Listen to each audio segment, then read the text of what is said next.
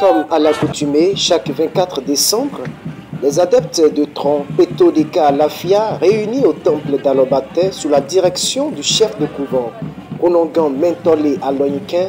observent des séances de purification, d'action de grâce et de prière.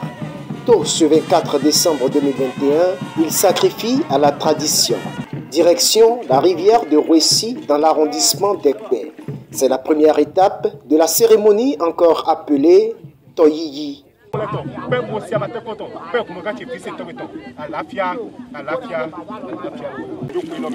Sur place, il s'agira essentiellement de se purifier en se lavant la tête et ainsi conjurer les mauvais sorts. On vient de faire une cérémonie dite Toyiyi. C'est une cérémonie que chaque année nous le faisons ici, au temple, à notre temple. Cette cérémonie nous amène à nous purifier davantage, puisque dans une année, nous sommes des humains, nous ne sommes pas des divinités pour dire que nous ne commettons pas des erreurs. À l'approche des fêtes comme ça, et précisément le 24 décembre, nous faisons une grande cérémonie la nuit à partir de 0 heure. Et on appelle ça traditionnellement Kwekwipe. Donc ce sont les mêmes rituels qui nous amènent, qui ont commencé de ce matin, déjà à 7h, 8h. Et tous les adeptes se réunissent au couvent pour qu'on puisse aller vers la rivière pour se désinfecter, si on peut le dire ainsi, et remédier à nos péchés. C'est surtout cela que nous venons de faire tout à l'heure. Et dans la nuit, on va commencer les autres rituels. Mais avant, ce matin, on a déjà eu à faire des cérémonies qui vont nous permettre de mieux rentrer dans l'année. Do egbesi yesu mino biblo irodo takiklo toyi nte iroto iyo we iroto iyo eyindo nuemi wado kwedo pomeo midona club kwisi utu lobo na le taton chobo na bio we yoyo ememi na bio ewe yesu mido fifodo egbe yo bo hunogan huno atike nuvi me kono si kuze glodo alome abie no modo nukunwo edo ache lobo si kufo yesu le nkoton do egbe do peto emi bokundo la mi ton mi na wa nugbo mi ka wa nugbo nu mese mi ton le o yede we no sunsun nu emi wa gbo le bi ku do agbaza mi ton le ale ndo mi ton le o nde mi bro egbe din Christmas we mi no yodo o to emi gosin din to emi yi kakalobo wa kwegbe badanu din mi na ya aleji o mi na pe pe odo aleji. Le Kwekwipe, littéralement traduit comme rencontre de la nouvelle année, est donc la deuxième et dernière étape de cette cérémonie dite très cruciale pour tout adepte de la divinité Trompetodeka Lafia. Elle se distingue par des chants, danses, consultation des oracles et la prière.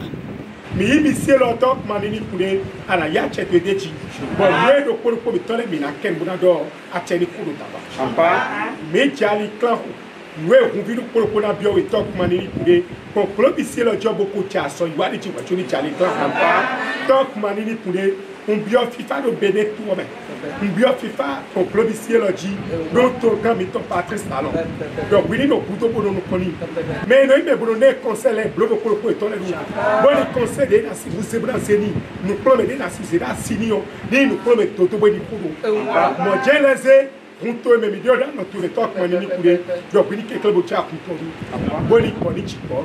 ani chika nous de ba ko fi de bo wa fio ni ma ku pere ko ni mo no kan ko le sanchere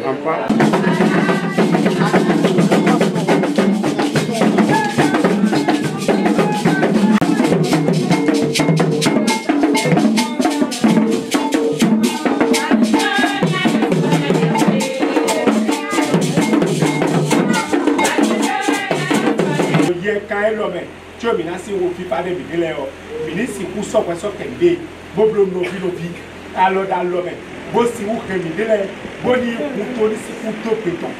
ku to ni si ku yaka ku to ni si ku to bo je ku be bo je kan pe do po mi fi pa de mi le. o sudi enda ho eni on karo vive lonu mi bro eni on lo boyibo wa no mo ele wan de do mewule ele bi kwi e wa ya le kan ho gbadanu de na no gbon ro pe ro po de jawe o mewe no akan bi o eni wa zo mi no ten pon lo bono yi to na bi o iro je ni ten pon bonu po pipe eni no ipe ko lo bono tun de na no gbon kakaka no ko ro po mina do pe nu huno gache metoli aloyin ken bodan do ena cheni do ede hunfo bokatun hunsin aforide lo buletun hunsu dide do eyin mede po wan e ko igbeto sisi je ka dakoropo bon dogbe toni bodo vodun hunle o yejewe na dogbe ni. Onogan Mentolé Aloyinken n'a non seulement prié pour ses adeptes et pour lui-même, mais aussi pour toute la nation béninoise.